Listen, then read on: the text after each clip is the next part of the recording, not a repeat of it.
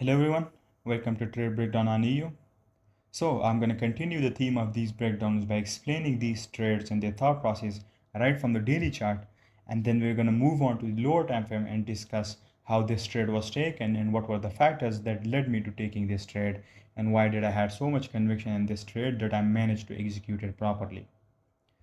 Also, as these new chapters are released every weekend, I'll start adding them to these breakdowns too, and will show you the live application of all of those concepts. That way, you can replicate them in your own analysis and trading, and they'll assist you more than anything.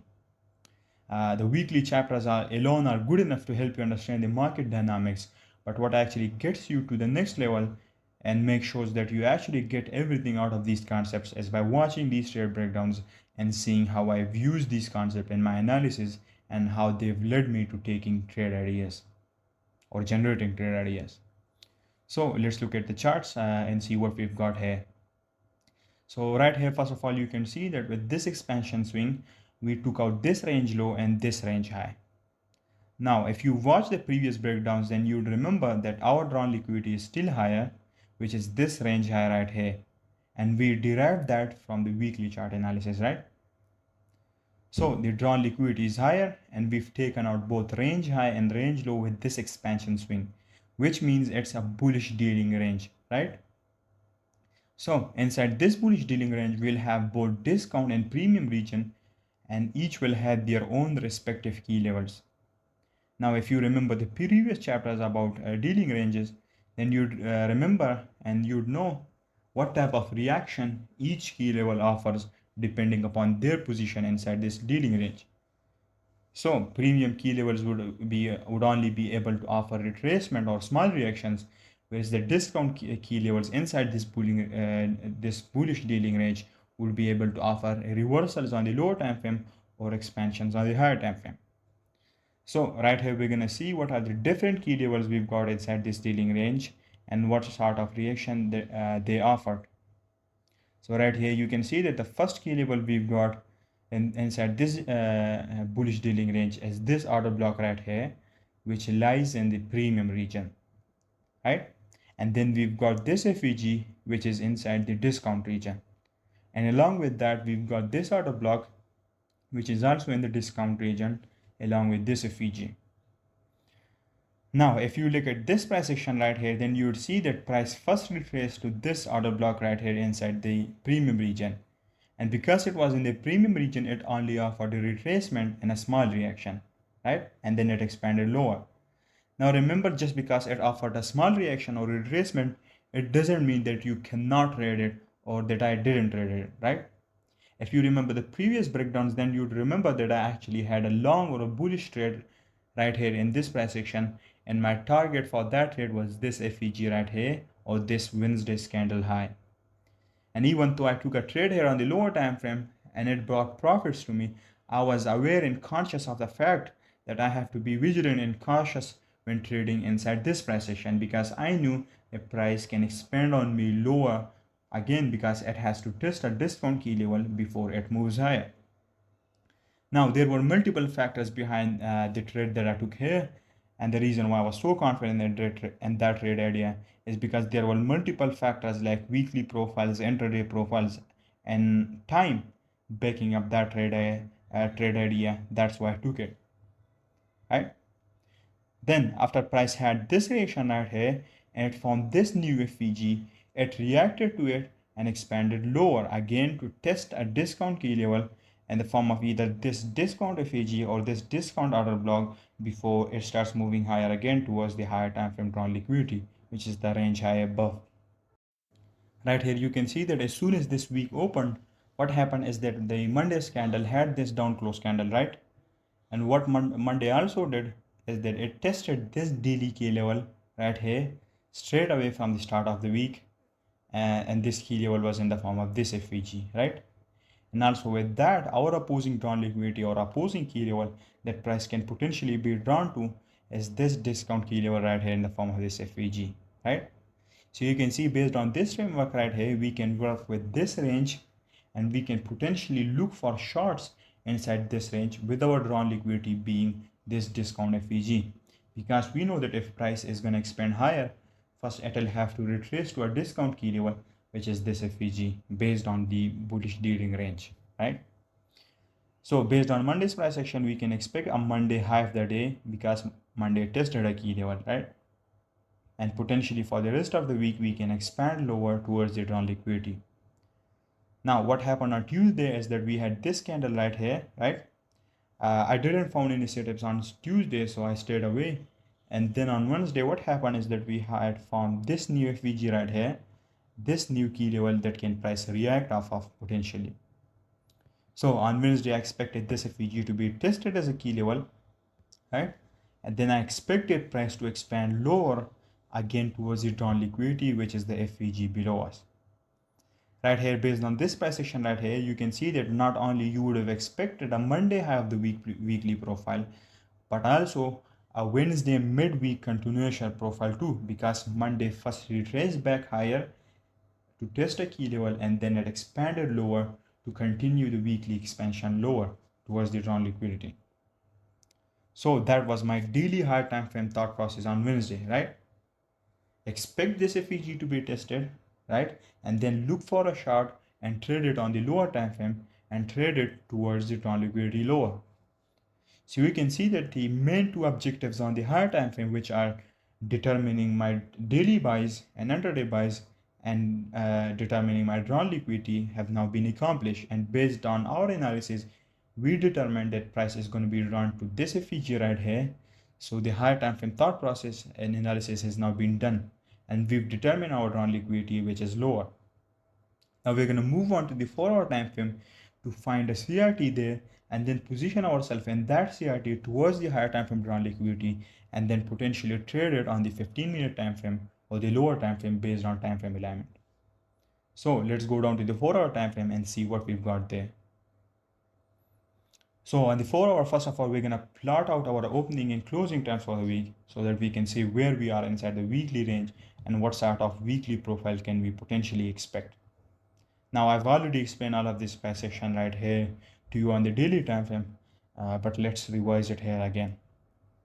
So Monday immediately with the weekly opening tested a key level and expanded lower, and then Tuesday had this price action right here in the form of this ranging profile, and it didn't offer any favorable price action for me to trade, so I just stayed away.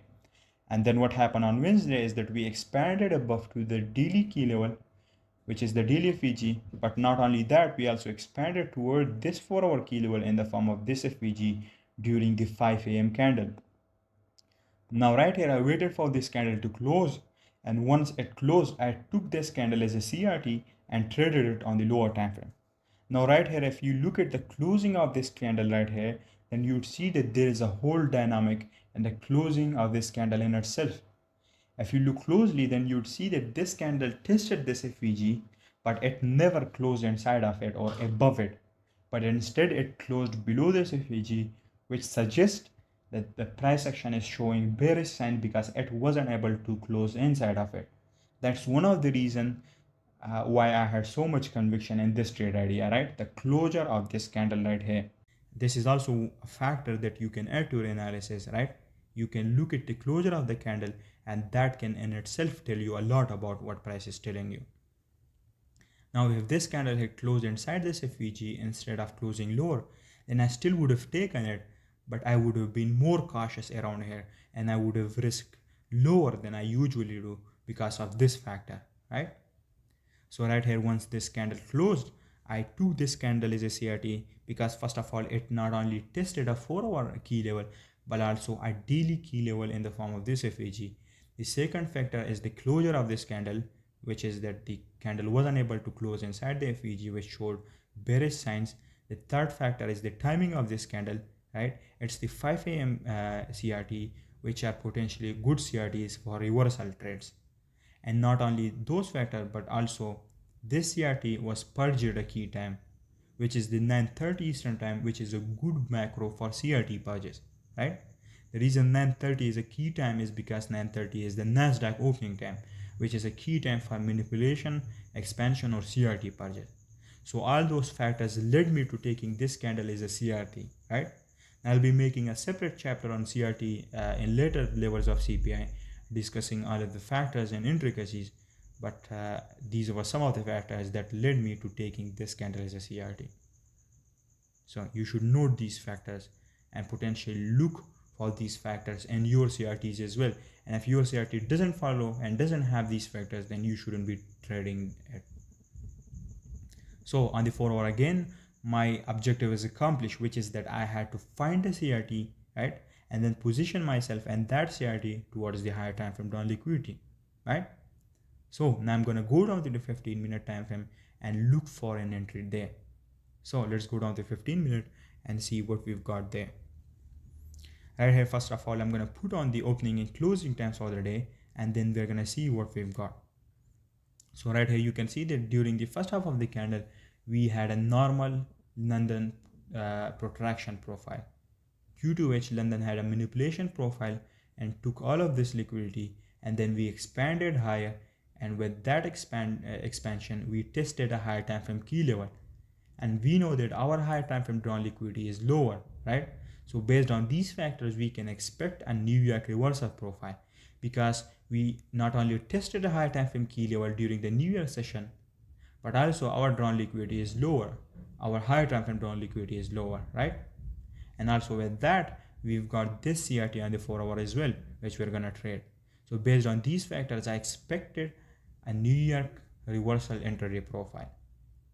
Now right here, you can see that this CRT high was purged on during the 9:30 opening time, which means we had turtle soup during that time, right? Now there are different ways. With which you can trade a CRT, right? We've got the model 1 entry, which is basically the order block entry. We've got the breaker entry, the case of death or the KOD entry, and we've got many other models too, right? There are many entry models with which you can trade a CRT, and your job as a trader would be to test all of those models, right?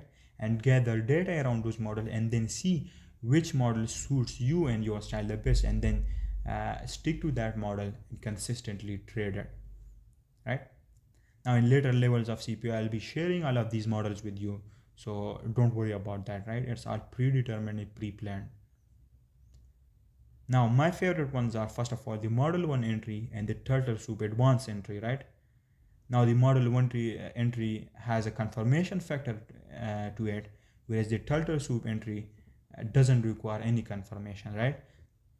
So for most of you, you should just stick to model 1 entry, because that one has the confirmational factor to it, right?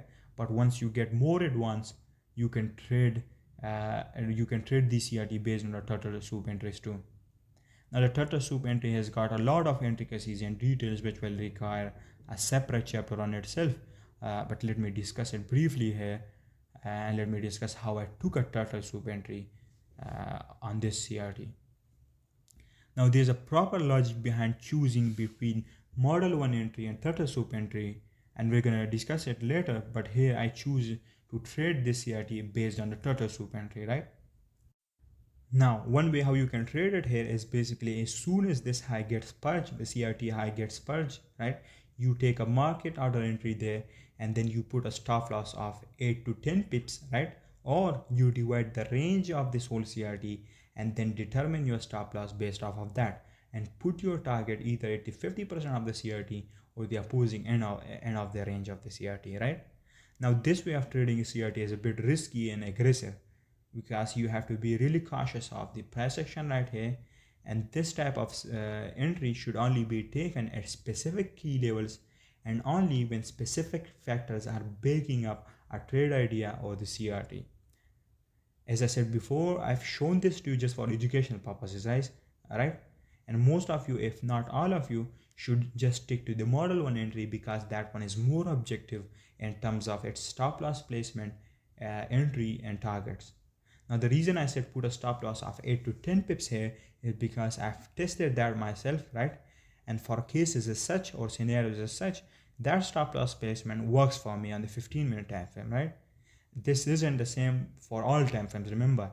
It depends upon your entry time frame too. For example, if you are, let's say, trading it on the 1 hour time frame, then your stop loss in terms of pips would be much higher and larger, because the momentum on that particular time frame is larger than the 15-minute time frame, right?